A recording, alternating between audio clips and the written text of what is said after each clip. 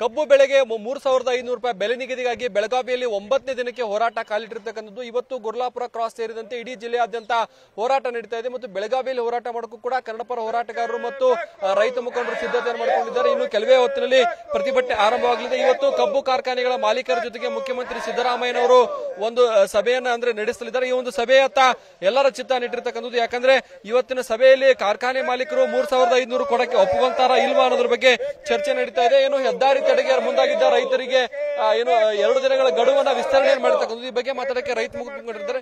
ಈಗ ಇವತ್ತಿನ ಸಭೆ ಮಹತ್ವ ಪಡೆದುಕೊಂಡಿದೆ. ಈಗ ಪ್ರತಿಭಟನೆ ಮಾಡ್ತಿದ್ರಿ. ಈ ಬೆಂಗಳೂರಿನ ಸಭೆಗೆ ನಿಮ್ಗೆ ಆಹ್ವಾನ ಇತ್ತಾ ಅಥವಾ ಹೋಗಿಲ್ವಾ? ಹೇಗೆ? ನಿನ್ನೆ ಬೆಳಗಾವಿ ಜಿಲ್ಲೆಗೆ ಮತ್ತು ಮುಡಲ್ಗಿ ಹತ್ತಿರ ನಮ್ಮ ಗುರ್ಲಾಪುರ ಕ್ರಾಸ್ಗೆ ಶಿವಾನಂದ ಪಾಟೀಲ್ ಅವರು ಬಂದಿದ್ರು. ಈಗ ನಮ್ಮ ಮುಖಂಡರೆಲ್ಲ ಅವ್ರು ಏನ್ ನಿರ್ಣಯ ತಗೊಂಡಿದಾರಲ್ಲ ಅವ್ರಿಗೆಲ್ಲ ಅವ್ರು ಹೇಳಿದಾರ. ಆದ್ರೆ ನಾವು ನಿನ್ನೆ ಏನ್ ಮಾಡಿದ್ದೇವೆ, ವಿಶೇಷವಾಗಿ ನಾವು ಬೆಳಗಾವಿ ಶಹರ ಮತ್ತು ಹೈವೇ ಹೆದ್ದಾರಿ ರಾಷ್ಟ್ರೀಯ ಹೆದ್ದಾರಿಯನ್ನು ಬಂದ್ ಮಾಡ್ತಂತ ನಾವು ಇದನ್ನ ಕೊಟ್ಟಿದ್ದೇವೆ, ಕರೆ ಕೊಟ್ಟಿದ್ದೇವೆ. ಆದ್ರೆ ಅವ್ರ ನಮಗ ಒಂದು ಟೈಮ್ ಕೊಡ್ರಿ ಅಂತ ಅವ್ರು ಹೇಳಿದ್ರು. ಇಂತಿಷ್ಟು ನೀವು ಮುಖಂಡರು ಬರ್ರಿ ಅಂತ ಅವ್ರು ಹೇಳಿದಾರ. ಬಟ್ ಅದು ನಮಗೇನಾದ್ರು ಒಪ್ಪಿಗೆ ಇಲ್ಲ. ನಿಜವಾಗಿ ಏನಾಗಬೇಕಪ್ಪ ಅಂತಂದ್ರೆ ನಮ್ಮ ಬೆಳಗಾವಿ ಜಿಲ್ಲೆಯನ್ನ ನಾವು ವೇದಿಕೆಯನ್ನು ತಯಾರು ಮಾಡಿದೆವು ಅಂತಂದ್ರೆ ಈ ವೇದಿಕೆ ಮುಖಾಂತರ ಹೇಳಬೇಕು. ಆ ವೇದಿಕೆ ಮೇಲೆ ಲಕ್ಷಾಂತರ ಜನ ಕುಂತಿದಾರ. ಈಗ ನಾವು 4 ಜನಗಳಲ್ಲಿ ಹೋಗಿ ಕೆಲಸ ಏನು ಮಾಡೋದು?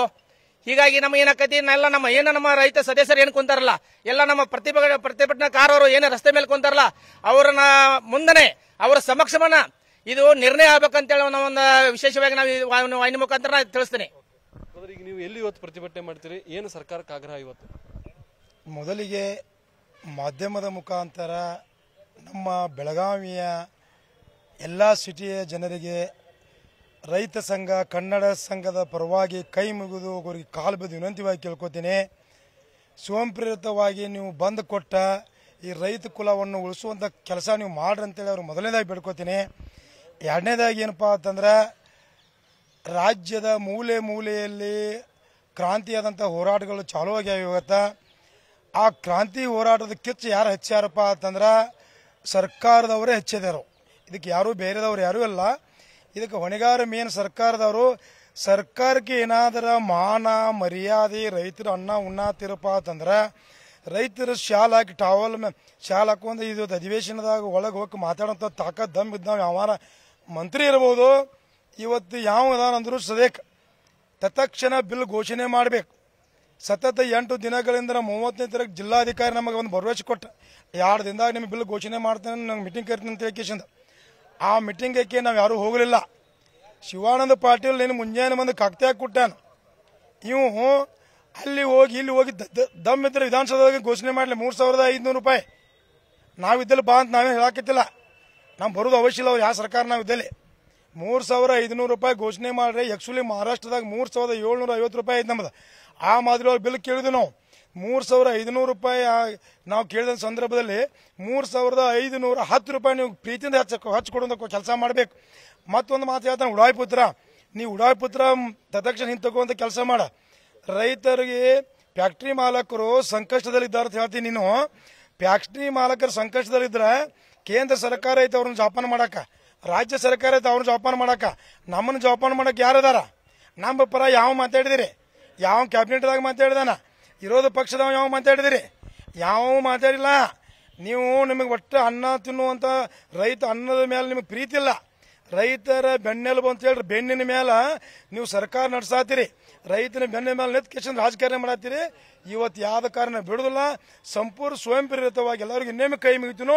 ಬೆಳಗಾವಿ ಜನತೆಗೆ ಸಮೃದ್ಧವಾಗಿ ಸ್ವಯಂ ಪ್ರೇರಿತವಾಗಿ ನೀವು ಬಂಧನ ಘೋಷಣೆ ಮಾಡಿ ರೈತ ಕುಲಕ್ಕೆ ಬೆಂಬಲ ಕೊಡು ಅಂತೇಳಿ ಅವರಿಗೆ ಹೃದಯಪೂರ್ವಕವಾಗಿ ಕೇಳ್ಕೊತೀನಿ. ಬೆಳಗಾವಿ ಜನರಿಗೆ ಏನ್ ಹೇಳ್ತೀರಿ? ಪ್ರತಿಭಟನೆ ಎಲ್ಲಿ ಮಾಡ್ತೀರಿ ಬೆಳಗಾವಿ ನಾವು ಸಂಪೂರ್ಣ ಬಂದ್ ಕರೆಯನ್ನು ಕೊಟ್ಟಿದ್ದೀವಿ. 2 ದಿನದಿಂದ ನಾವೆಲ್ಲ ಮಾತಾಡ್ಕೊಂಡು ಬೆಳಗಾವಿ ಬಂದ್ ಕರೆ ಕೊಟ್ಟಿದ್ದೀವಿ. ಆದರೂ ಬೆಳಗಾವಿ ಬಂದ್ ಕರೆ ಮಾಡೇ ಮಾಡ್ತೀವಿ. ಯಾಕಂದ್ರೆ ಇದು ರೈತರಿಗೆ ಅನ್ಯಾಯ ಆದಂತ ಎಲ್ಲ ಜನರಿಗೂ ಅನ್ಯಾಯ ಆದಂಗು.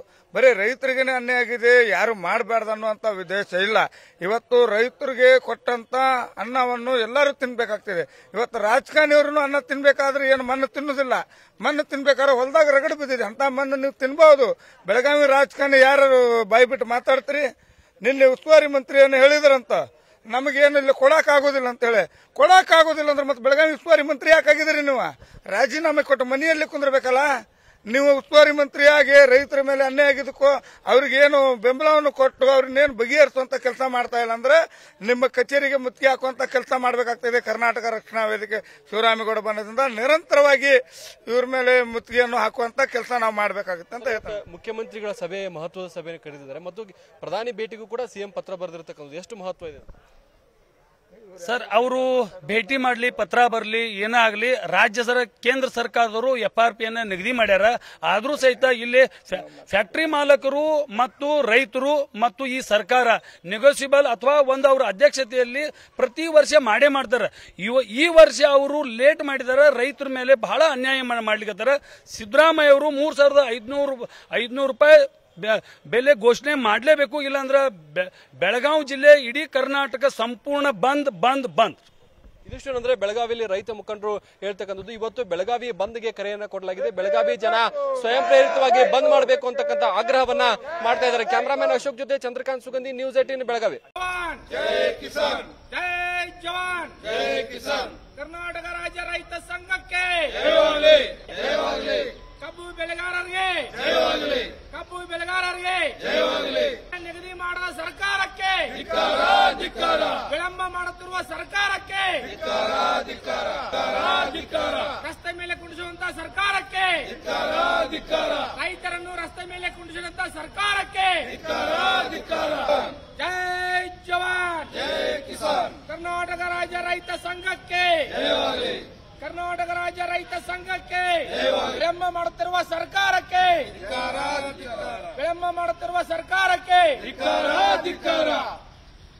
ಬೇಕೇ ಬೇಕು ನ್ಯಾಯ ಬೇಕು, ಬೇಕೇ ಬೇಕು ಮಾಡ್ತಿರುವಂತ ರಾಜ್ಯ ಸರ್ಕಾರಕ್ಕೆ ರೈತರ ಮೋಸ ಮಾಡ್ತಿರುವಂತ ಕೇಂದ್ರ ಸರ್ಕಾರಕ್ಕೆ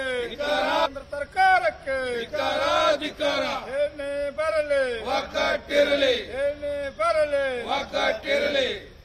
ಬೇಕೇ ಬೇಕು ನ್ಯಾಯ ಬೇಕು.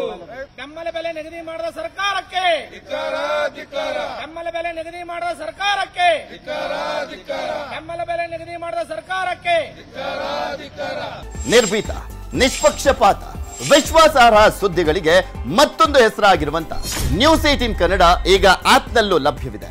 ದಯವಿಟ್ಟು ಇಲ್ಲಿರುವ QR ಕೋಡ್ ಅನ್ನ ಸ್ಕ್ಯಾನ್ ಮಾಡಿಕೊಂಡು ಆಪ್ ಅನ್ನ ಡೌನ್ಲೋಡ್ ಮಾಡೋದಕ್ಕೆ ಮರಿಬೇಡಿ. ನಿಮ್ಮ ಬೆಂಬಲ ಹೀಗೆ ಸದಾ